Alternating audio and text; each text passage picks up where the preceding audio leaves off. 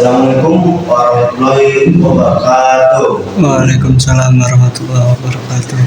Teman-teman, saya izinkan memperkenalkan diri terlebih dahulu, dan saya di sini akan memaparkan sebuah sejarah yang sudah kita lalui atau yang sudah lampau, yang sudah dilewati oleh beberapa leluhur kita, yaitu pada zaman Perang Dunia Kedua. Dan siapa aja gitu para tokoh-tokoh yang ada di sejarah Perang Dunia Kedua itu. Sebelum saya memaparkan itu, saya memperkenalkan nama terlebih dahulu. Nama saya Rizky Dwi Nugroho. Nah, tokoh-tokoh pada perang dunia sejarah kedua, pada sejarah Perang Dunia Kedua, banyak sekali tokoh-tokoh yang terkenal yang ada di buku sejarah. Nah, saya ingin memaparkan sebuah dari pahlawan lah itu di negara masing-masing, yaitu pada kubu blok Aksis atau kubu blok poros, atau bisa dibilang orang-orang yang memiliki ideologi yaitu Marxisme. Nah, dan sudah teman-teman lihat yang ada di PPT, tiga orang tersebut mereka adalah pemimpin dunia, para pemimpin yang memicu peperangan sejarah Perang Dunia Kedua. Yang pertama adalah Adolf Hitler. Sebuah nama yang tidak asing bagi kita apabila kita membaca suatu sejarah yang begitu kelam, ya. Banyak beberapa ratusan manusia yang sudah tewas gitu di tangannya karena kediktatorannya, karena kekejamannya, karena ideologinya, karena ambisinya yang ingin menguasai dunia.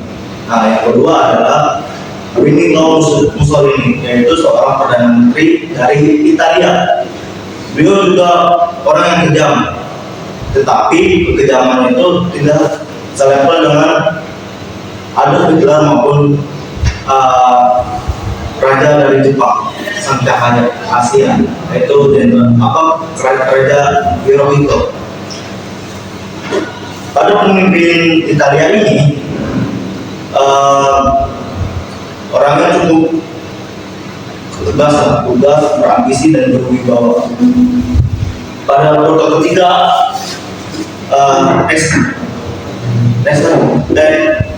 nah ini dia adalah pemimpin Jepang yang sangat kejam dan brutal. Ambisinya terhadap perang menguasai seluruh Asia, tetapi naas gagal karena beberapa pelabuhan angkatan militernya telah dibom oleh Amerika Serikat. Maka dari itu, saya akan memaparkan sebuah biografi dari tiga pemimpin tersebut. Maka dari itu, kita on the next. Nah, beliau adalah Adolf Hitler ketika masih kecil, dan fotonya saya ambil dari internet karena saya tahu pasti ini beliau akhir umur.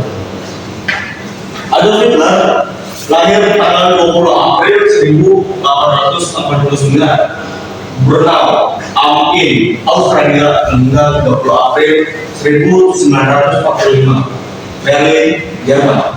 Adalah pemimpin partai Nazi sejak 1920 sampai 1921, dan kanselir dan Führer, pemimpin dari seluruh, atau Führer bisa dikatakan ya presidennya gitu, dari Jerman dari 1933 sampai 1945. Pandangan dunia berpusat pada dua konsep, ekspansi teritorial dan supremasi rasial.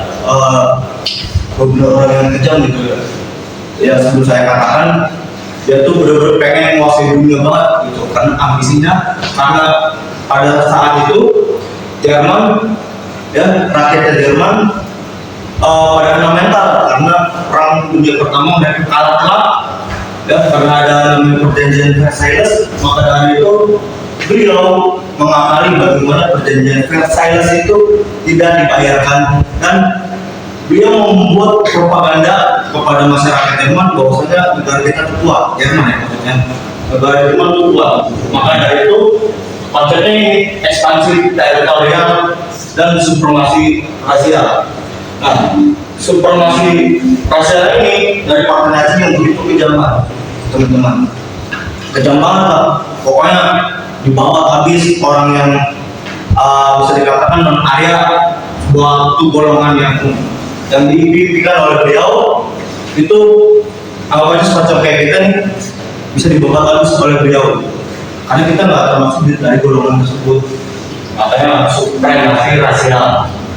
Tema-tema tersebut mempengaruhi keputusannya untuk menyerang Polandia terlebih dahulu dan menandai dimulainya Perang Dunia Kedua. Nah ini pemicunya karena ekspansinya ke Polandia itu benar-benar memicu perangnya. Maka itu dari beberapa negara terutama sekutu marah-besaran teman-teman gitu.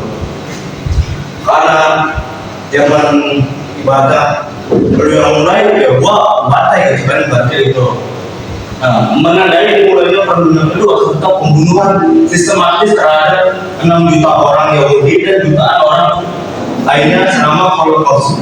Ini dan teman-teman ya, yang sebelum saya katakan orang yang kita yang bukan ras Arya kita dibawa ke sini Holocaust. Ada yang mengatakan dari beberapa sejarah di Holocaust kita dibantai habis, dan ada beberapa pandangan dari buku sejarah lainnya yang Holocaust ini beberapa orang Yahudi itu nggak dibunuh sama sekali kan, teman-teman, tetapi dibimbing atau dibina oleh beberapa tentara Nazi gitu. Dibina misalnya kayak kita nih sampai pekerjaan kayak diperbudak gitulah. Karena kenapa? Karena masih penjajahan. Jadi menurut saya ada butuh ada masuk akal gitu.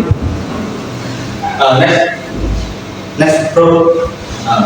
Setelah ayah yang pensiun dari dinas Bea Cukai Negara, Adolf Hitler menghabiskan sebagian besar masa kecilnya di Linz, ibu kota Austria dulu. Kota itu tetap menjadi kota favoritnya sepanjang hidupnya. Dan dia menyatakan keinginannya untuk dimakamkan di sana. Adolf Hitler, yaitu ibunya, meninggal pada tahun 1903, tetapi meninggalkan pensiun dan tabungan yang cukup untuk menghidupi istri dan anak-anaknya. Meskipun Hitler takut dan tidak menyukai ayahnya, ia adalah anak yang berbakti kepada ibunya yang meninggal setelah banyak menderita pada tahun 1907. Dari cerita yang ini ada sedikit kesamaan dengan psikolog terkenal yaitu Sigmund Freud. Bagaimana bacanya? Sigmund Freud ya. Nah, dari dua kesamaan tersebut, Adolf Hitler dengan Sigmund Freud memiliki ayah yang sangat keras, tegas, dan benar-benar mata kontrol gitu.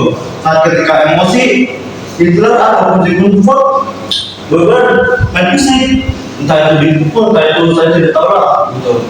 Nah dari dua kesamaan ini lagi adalah Sigmund Freud dan Adolf Hitler sangat menyayangi ibundanya gitu, karena kasih sayang yang diberikan oleh ibunya ke Hitler ataupun ke Sigmund Freud itu benar-benar bisa memulihkan dari keadaan yang dialami oleh ayahnya gitu, karena siksaan itu fisik lah atau apa gitu, saya tidak mengerti gitu.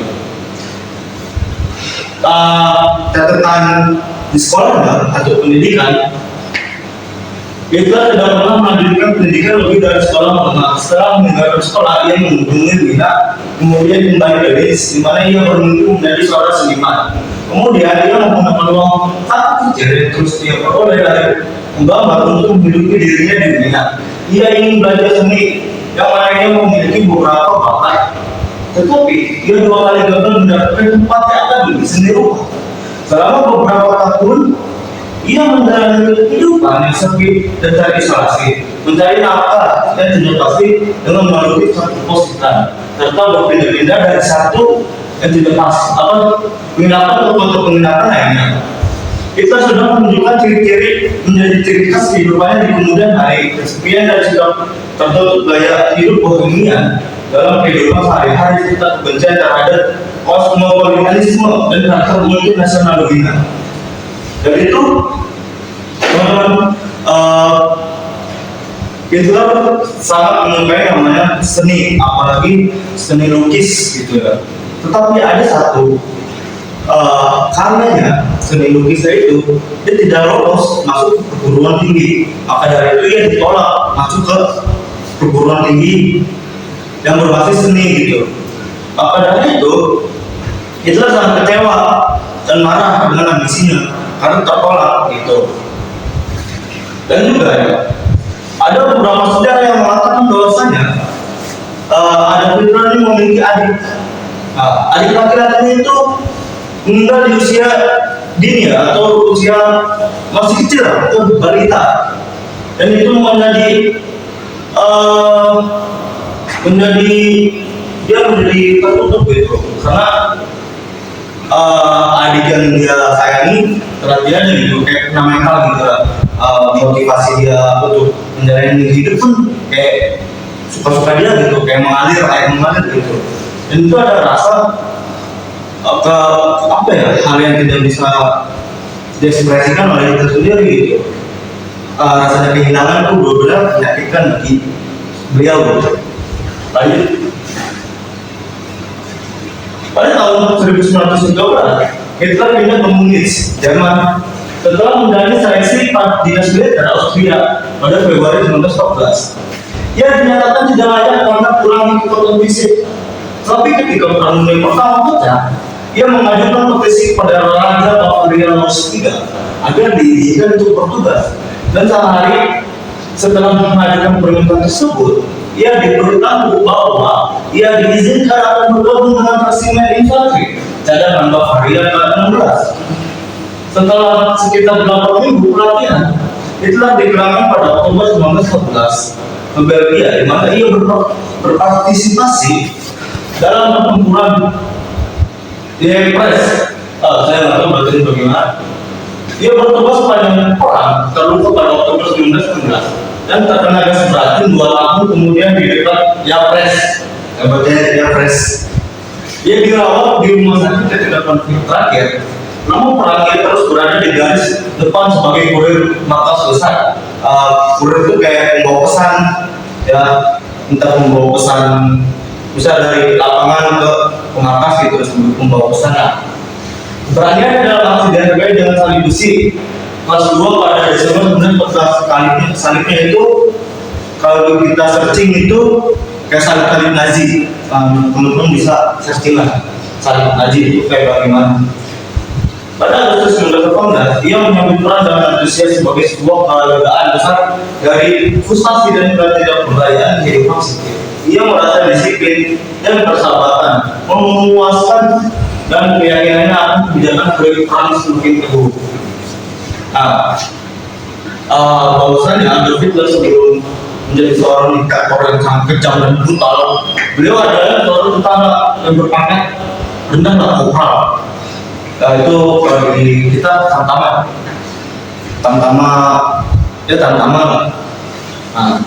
Dia tuh sebelum masuk ke partai politik ya jadi tentara lah, karena emang karena satu perihal yang ditolak oleh seniman itu ya dia beralih. Dan kalau menurut saya dari dia nggak termakan dengan delusi diskresinya gitu loh. Jadi dia bisa mengalihkan, gua untuk bertahan hidup gua nggak harus terus menuntut depresi gitu, gua bangkitnya seorang individu jadi tentara.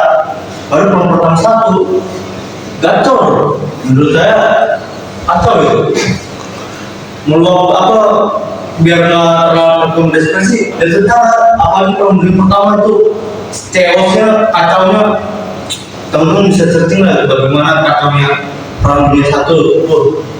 Itu bisa memakan berapa juta ya yang saya baca. Ada juga yang dari beberapa buku gitu menghabiskan lebih dari 100 juta manusia. Dan teman-teman lanjut, kita keluar dari rumah sakit di tengah kekacauan sosial dan mengikuti kekalahan Jerman. Hitler mulai pekerjaan politik di Munich pada Mei Juni 1919 sebagai agen politik militer. Ia bergabung dengan Partai Pekerja Jerman yang kecil di Munich September 1919. Pada tahun 1920, ia ditugaskan untuk mengurus propaganda partai dan meninggalkan militer untuk mengabdikan dirinya pada peningkatan posisinya di dalam partai. Yang pada tahun itu berganti nama menjadi Nasional Sosialis, yaitu Arbeiter Partai Pekerja Nasional Sosialis Jerman, Nazi. Itu Nazi yang awalnya. Nazi yang kita searching ya, yang kita tahu itu ada partai. Nah, Hitler tuh bisa lah. Kayak saya nggak tahu bagaimana pola otaknya beliau. Partai anggota di Indonesia kan partai banyak ya. Partai PDI, Partai Nasdem, Partai Golkar, Demokrat. Nah, partai ini, satu partai ini sangat bisa menguasai satu negara. Dan Hitler ya yang menjadi diktatornya, menjadi presidennya itu selama 5 tahun. Ya kurang lebih segitulah. Bagaimana dia benar-benar kayak otaknya encer, kalau motivasinya saya nggak ngerti lah. Kondisi sudah matang untuk kembali pada semacam itu. Merasa tidak puas atas kekalahan perang dan beratnya saat perdamaian. Ini yang kejadian Versailles. Teman-teman bisa searching. Hitler itu belum mengatakan bagaimana dan perjanjian Versailles itu perjanjian Versailles satu ya. Itu tidak dibayar. Beliau ketika masuk dari presiden ya, atau dari Fakhr tidak dibayar. Bisa kita perangi kena sanksi kan, dan sanksi itu nggak dibayar sama kita. Nah itu kelicikannya beliau tuh. Atau yang menambahkan kesulitan ekonomi dan menimbulkan ketidakpuasan yang meluas. Hal ini terutama terasa akan di Bavaria karena separatisme tradisional dan ketidaksukaan masyarakat terhadap pemerintah Republik Berlin. Nah, rakyatnya juga ngomong, jadi nggak kayak di Indonesia saja gitu, yang menentang pemerintah tapi nggak digubris. Tetapi di Jerman, kalau rakyatnya sudah demo, besaran tuh kerajaan, bisa kita kedaulatan rakyat itu nomor satu, walaupun sistem kerajaan. Tapi di Indonesia tutup mata tutup telinga, jujur gitu kan. Nah, pada Maret 1920, kudeta melakukan kudeta oleh beberapa program militer berupaya, namun gagal. Saya gagal untuk membentuk pemerintahan sayap kanan, fasisme yang unggul dalam segala hal. Jadi dia hormatnya. Nah, teman-teman bisa searching hormatnya tentara Jerman atau fasisme atau sayap kanan yang berideologi sayap kanan juga. Nah, kehidupan beliau ya menjadi lebih santai dan stabil dengan kenyamanan tambahan yang menyertai kesuksesan politik setelah dibebaskan dari penjara. Itu sering banget keluar masuk penjara lah, kayak beberapa pahlawan karena dia menyuarakan hal-hal propaganda gitu. Dia benar-benar kayak semangat banget menulis buku untuk menyuarakan suara di Berlin. Ada orang Austria dia ke Jerman, bukan sembarang orang kan. Bahkan tidak saya punya apa yang kita orang Indonesia nih, ya kan? Terus menguasai satu negara, hal logis nggak logis. Nah, si Hitler bisa ada. Nah, karena dibebaskan di penjara, dia sering tinggal di Oberzalzburg dekat Berchtesgaden. Pendapatannya saat itu berasal dari dana partai dan dari menulis untuk surat kabar nasional. Dia pada dasarnya taat terhadap pakaian dan makanan. Berarti mau bodo amat ya, teman-teman ya. Ini hidup ya, ini hidup ya. Nah kan, tetapi tidak makan daging dan berhenti minum bir. Saya tahu ada yang mengatakan bahwa barisannya Hitler tuh vegetarian. Saya nggak tahu pasti itu sejarah real or fake. Dan kalau kerjanya sangat tidak tentang berlaku, dia biasanya nunggu terlambat kadang-kadang berlama-lama di mejanya dan tidur di depan. Wajar sih orang diplomat kalau kayak gitu kerjanya nulis, ketik atau apa nggak ngerti lagi. Di Bethesda saudara dirinya yang tidak awal dan kedua putri yang menemaninya itulah menjadi mendekat dengan salah satu dari mereka. Beri dan kapalnya kecemburuan posesifnya mendorongnya untuk bunuh diri pada bulan September 1991. Selama berminggu-minggu, Hitler tak terhibur. Beberapa waktu kemudian, Eva Braun, istrinya, istri beliau ya, seorang asisten tokoh dari Munich menjadi sendirinya. Hitler dalam menunjukkannya ambil di depan umum bersamanya. Ia tidak mempertimbangkan pernikahan dengan alasan bahwa hal itu akan menghambat karirnya. Braun adalah seorang wanita muda sederhana dan sedikit bakat intelektual. Kebajikan terbesar di mata itu adalah hanya yang tentu sangatnya sebagai pengakuan atas hal ini. Dia secara sah menikahinya dan kerayaannya. Beliau menikahi Eva Braun ketika Jerman yang dikuasai dia ya, bukan oleh Raja Bavaria.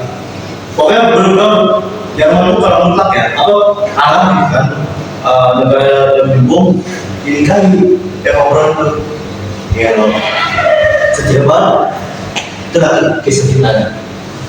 Lanjut bro. Setelah berkuasa, Hitler menetapkan pemerintah absolut. Nah ini diktatorannya. Selama dia di politik, kita bersuara dihantam. Ya, kayak negara ini kan. Dan dia mengamankan persetujuan presiden untuk pemilihan baru sang kebakaran Reichstag pada malam 27 Februari 1933. Bapaknya merupakan seorang komunis Belanda, Marinus van der Lubbe, memberikan alasan untuk dekret yang mengesahkan semua jaminan kebebasan untuk kampanye kekerasan yang semakin intensif. Dalam kondisi ini, ketika pemilihan medan kebakaran, Nazi memperoleh 43,9% suara, lumayan gede ya. Pada tanggal 21 Maret, Reichstag berkumpul di gereja Katolik Potsdam untuk menunjukkan persatuan sosialisme nasional dengan Jerman konservatif lama yang diwakili oleh Hindenburg. 2 hari kemudian, RUU Partai Nazi Nasionalis dan Pusat pada tanggal 23 Maret 1933. Kurang dari 3 bulan kemudian, semua partai, organisasi, dan serikat kerjaan Nazi hilangnya partai pusat Katolik dipilih oleh Konkordat Jerman dengan Vatikan pada bulan Juli. Hitler tidak memiliki keinginan untuk memicu revolusi radikal. Gagasan konservatif masih diperlukan jika ia ingin berhasil menjadi presiden dan mempertahankan dukungan tentara terlebih lagi. Ia tidak bermaksud mengambil alih aset pemimpin industri, asalkan mereka melayani kepentingan negara Nazi partainya. Namun Ernst Röhm adalah protagonis dari revolusi yang pertama dan juga sebagai kepala SS. Tidak dipercaya oleh tentara, Hitler pertama kali mencoba mengamankan dukungan untuk bagi kebijakannya melalui persuasi.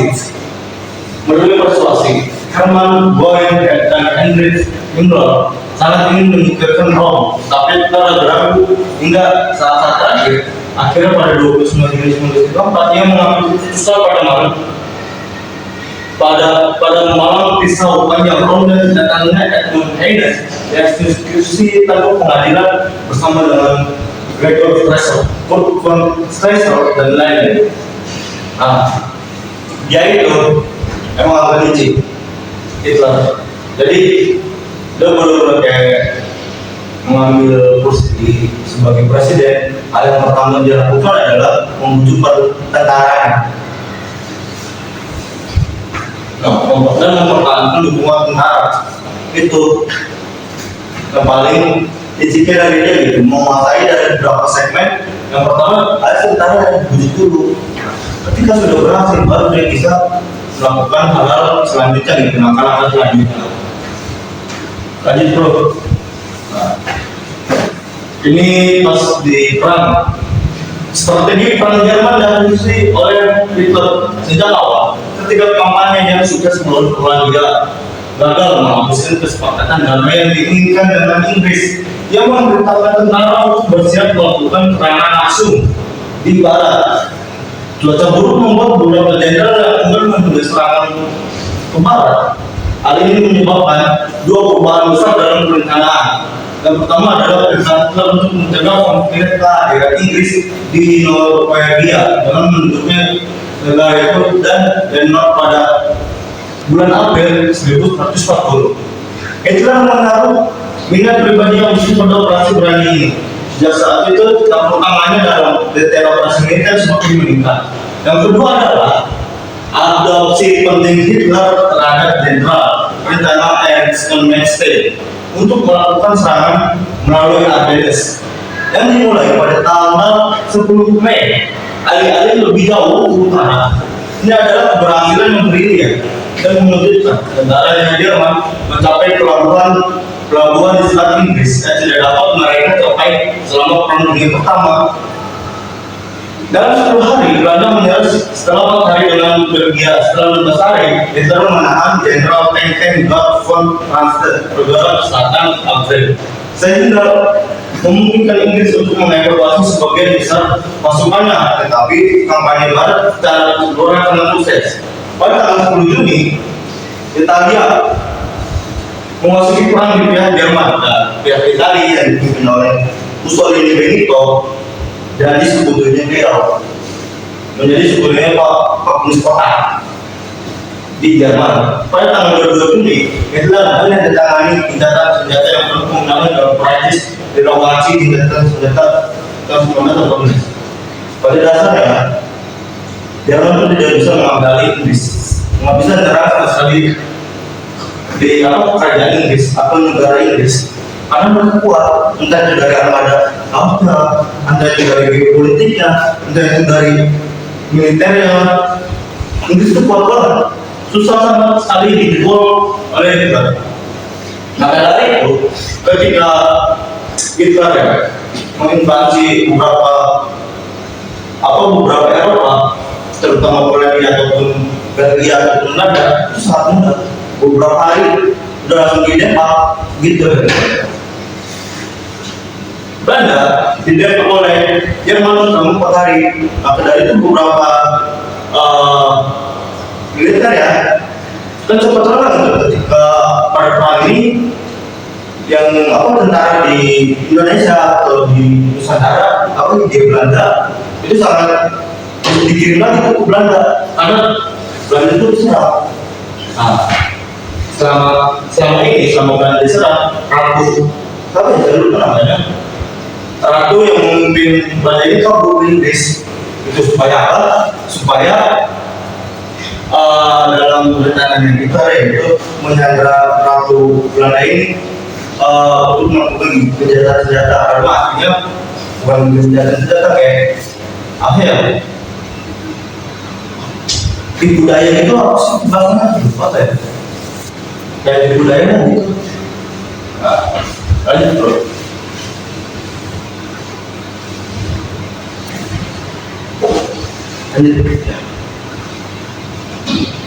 Hitler berharap, maksudnya bernegosiasi untuk senjata-senjata. Ketika hal itu tidak terjadi, dia melakukan perencanaan ekspansi ke Inggris bersama dengan penghapusan kekuatan udara Inggris. Pada saat yang sama, persiapan dimulai untuk invasi ke Uni Soviet. Yang menurut pandangan besar adalah harapan terakhir Inggris untuk benteng pertahanan melawan kendali Jerman atas benua Eropa. Kemudian Mussolini menginvasi Yunani, di mana kegagalan tentara Italia membuat pasukan Jerman perlu datang untuk membantu mereka. Ada yang mengatakan John Italia itu korban karena jika Italia menginvasi Yunani, ya mereka adalah pasukan dari Italia yang dipimpin oleh Mussolini, sehingga yang tadinya komunis kotak ini mau menginvasi negara Uni Soviet atau Rusia ya, pecahan dari Uni Soviet sekarang itu. Jadi tentara yang ada di Moskow atau yang ada di Rusia tuh ditarik ke Yunani untuk membantu Italia. Atau gitu. strategi dari Benny Mussolini apa saya belum belajar dari JOC. Nah, di mana keberadaan tentara Italia membuat pasukan Jerman perlu datang membantu mereka Balkan dan Afrika Utara, dan karena mereka semakin terganggu. Ini brengseknya terganggu obat kesepakatan dan Jerman. Terganggu oleh kudeta di Yugoslavia pada Maret 1941 yang memulihkan pemerintahan negara untuk kesepakatan dengan Jerman. Itulah segera menetapkan pasukannya untuk melakukan Yugoslavia. Kampanye yang dicatatkan militer Italia meskipun berhasil terbebas dibandingkan dengan invasi ke Rusia. Nah, invasi ke Rusia telah didapat menyisikan banyak pasukan dari serangan terhadap Uni Soviet. Nah, operasi Barbarossa ini ada nama operasi taktikal mereka, operasi Barbarossa, yang benar-benar ngobrol lah pengen ke Uni Soviet supaya apa? Supaya mereka mendapatkan sumber daya alam, sumber daya manusianya gitu. Karena mereka Jerman ya, kekurangan namanya sumber daya alam, kekurangan adalah sumber daya manusianya gitu. Nah, itulah menjadi terlalu otoriter dalam hubungannya dengan para jenderal. Saya tidak setuju dengan mereka tentang tujuan serangan utama, dan dia membawa tenaga dan menggagal konsentrasi pada tujuan pada tunggal pada Desember 1941. Beberapa menit sebelumnya, Moskow serangan balasan Rusia akhirnya mempercayai bahwa realita akan kampanye tunggal tidak dapat terwujud. Ini dia gagal di Moskow ataupun di Rusia karena cuaca ekstrim, dingin banget kan, sehingga para prajurit militer itu kena hipotermia. Nah, saya pernah membaca ya, bukan salah satu, di antara mereka prajurit kita yang terkena hipotermia karena kekurangan dan juga ada kekurangan stok logistik mereka,